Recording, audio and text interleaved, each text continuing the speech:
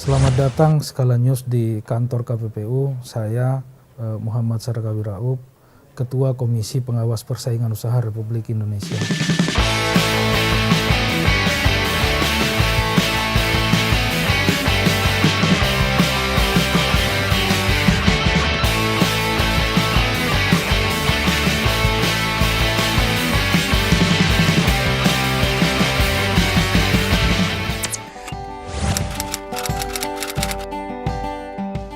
Jadi KPPU itu punya kewenangan paling tidak ada 4 ya di dalam undang-undang.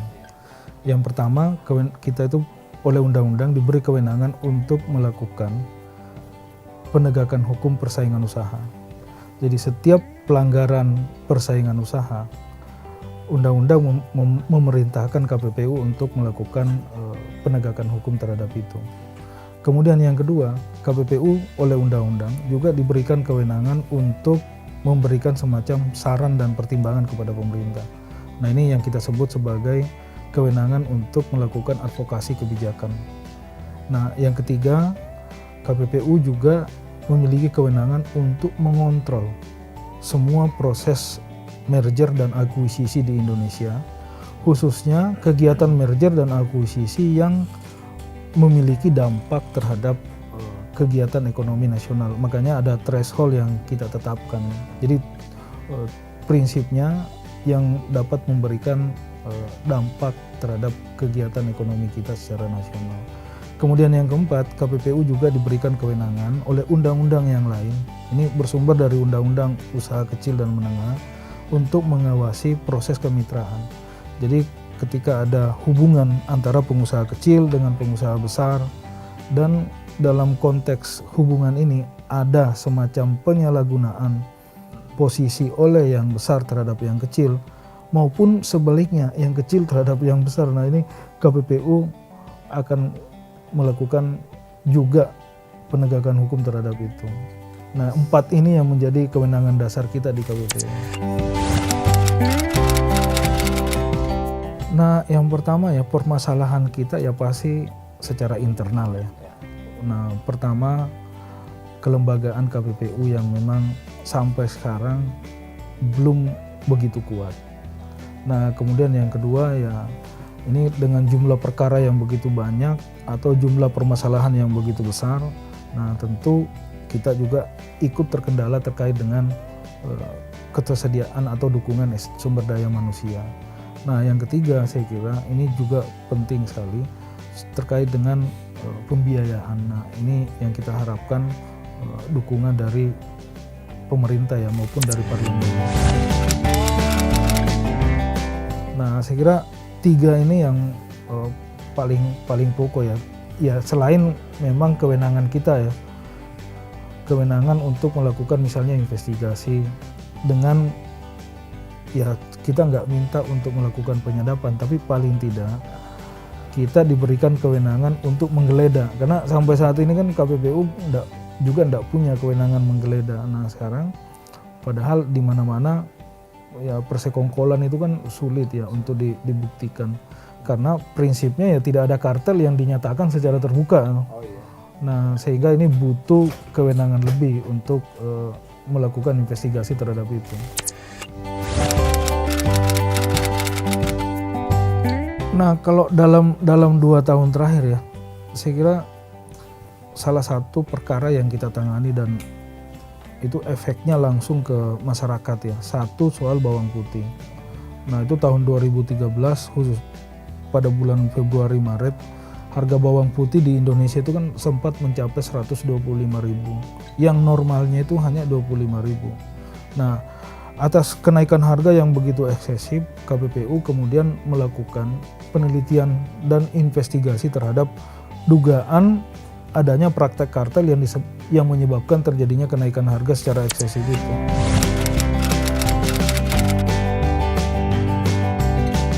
Nah, KPPU kemudian menghukum kurang lebih 19 perusahaan importir bawang putih yang oleh KPPU terbukti mereka itu melakukan persekongkolan untuk menahan pasokan bawang putih ke pasar yang menyebabkan harga bawang putih waktu itu menjadi sangat mahal. Kemudian yang kedua yang pernah kita tangani dalam 2 tahun terakhir, saya kira ini juga menarik, soal kartel ban mobil. Jadi ada kurang lebih 6 perusahaan ban mobil yang kita hukum, yang kita denda, karena mereka pada periode 2009-2008 itu mereka melakukan tindakan yang mengarah ke persekongkolan atau tindakan bersama untuk apa? Untuk menahan-nahan pasokan ke pasar, mengurangi penjualan ke pasar, yang menyebabkan harga juga menjadi tinggi pada saat itu. Nah, kemudian yang ketiga yang saya kira juga menarik adalah penanganan perkara terhadap dugaan kartel sapi ya, daging sapi. Saya kira ini 32 feedlotter kita sudah hukum juga karena terbukti melakukan penahanan pasokan yang menyebabkan harga menjadi tinggi. Dan 32 feedlotter itu kita denda kurang lebih sekitar 107 miliar ya. Nah, yang saya kira yang paling terakhir juga menarik bagi KPPU dan bagi ekonomi Indonesia itu adalah putusan Mahkamah Agung yang memenangkan KPPU dalam perkara kartel SMS. Nah, ini meskipun kasusnya kasus lama ya di KPPU tahun 2008, tapi putusan kasasinya itu baru keluar pada tahun 2015. Nah, ini atau bahkan 2016 ya, awal tahun kemarin. Dan ini juga saya kira impact-nya sangat signifikan bagi ekonomi Indonesia ya, karena sebelum tahun 2008 biaya SMS itu kan kurang lebih antar operator itu jumlahnya, jadi Telkomsel SMS ke Indosat, Indosat ke yang lain itu kan biayanya kurang lebih Rp350 per satu kali SMS.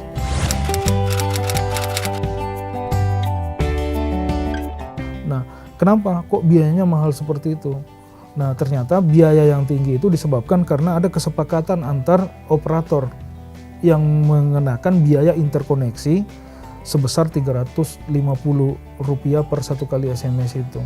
Nah, itu oleh KPPU kita lakukan investigasi dan kita sidangkan mereka, kita minta supaya perjanjian kartel itu dibubarkan, dibatalkan, dan mereka sejak tahun 2008 pada saat pertama kali KPPU melakukan penegakan hukum terhadap itu, nah mereka memang membubarkan perjanjiannya, menghentikan kartelnya, dan pada mulai saat itu harga atau tarif SMS menjadi relatif rendah ya, itu kurang dari 100%. Saya kira ini kontribusi KPPU yang signifikan terhadap perkembangan industri telekomunikasi di Indonesia. Nah, terhadap pelanggaran persaingan usaha, undang-undang memberikan kewenangan KPPU untuk memberikan sanksi administratif. Nah, sanksi administratif itu memang ya sekarang kita rasakan maksimum 25 miliar itu masih sangat kecil. Apalagi misalnya kemarin kita menangani perkara kartel ban mobil ya. Dan mereka itu kan perusahaan-perusahaan besar yang keuntungannya sangat besar. Nah, dengan denda hanya 25 miliar itu memang tidak memberikan efek jerah terhadap mereka. Nah, tetapi KPPU juga bisa memberikan tambahan ya, sanksi dalam bentuk apa? Rekomendasi pencabutan izin usaha terhadap pelaku usaha yang terbukti melakukan kartel. Nah, makanya terkait dengan misalnya di daging sapi, ada 32 feedlotter yang kita denda ya. Harapannya 32 feedlotter itu yang mendapatkan kuota impor dari pemerintah, pemerintah ikut mendukung upaya penegakan hukum di KPPU dengan cara apa? Tidak memberikan kuota baru terhadap perusahaan yang terbukti melakukan kartel di KPPU. Nah, sehingga ini akan memberikan efek jerah kepada pelaku usaha untuk tidak melakukan tindakan anti persaingan.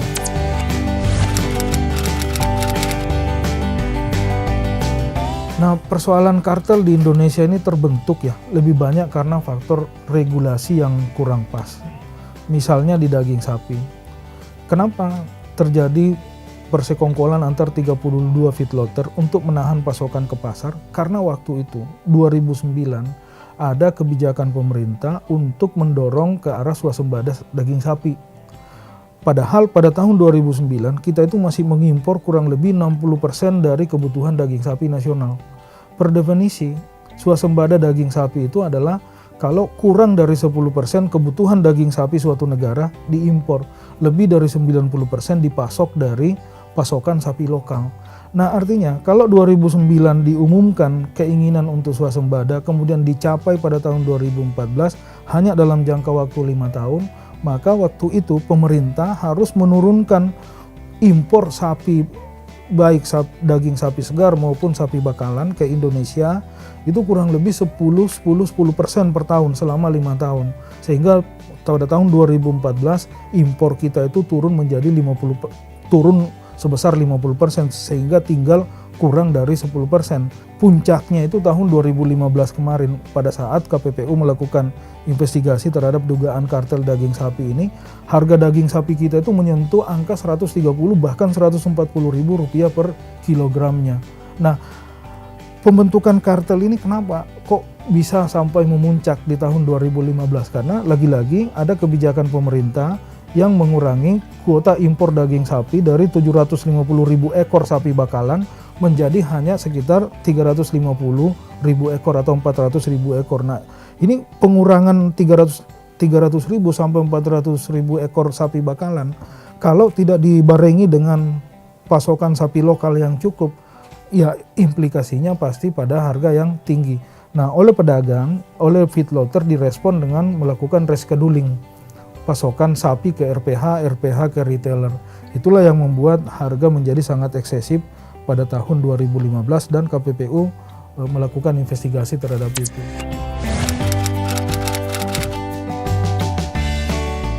Kalau kita di KPPU misalnya di kartel ayam ya.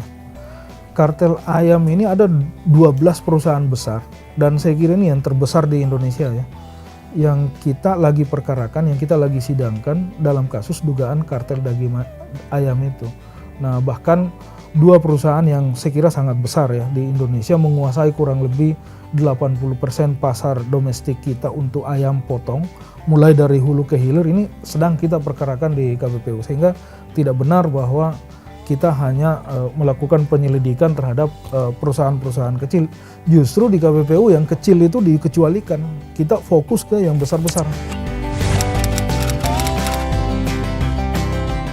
Kalau dari sisi persaingan, dari 10 negara ASEAN, KPPU yang paling maju ya dari sisi penerapan hukum dan kebijakan persaingan di negara masing-masing. Nah, bahkan lembaga persaingan negara lain misalnya kayak Malaysia itu kan lembaganya masih baru dan mereka hanya menangani perkara-perkara sederhana, bahkan merger itu belum mereka notifikasi. Kemudian Thailand juga seperti itu, apalagi Brunei, kemudian Kamboja, Laos itu masih relatif sangat baru. Praktis Indonesia yang KPPU-nya kita itu kan sudah berusia kurang lebih 16 tahun. Dan kita otoritas persaingan pertama di ASEAN yang terbentuk di antara 10 negara ASEAN.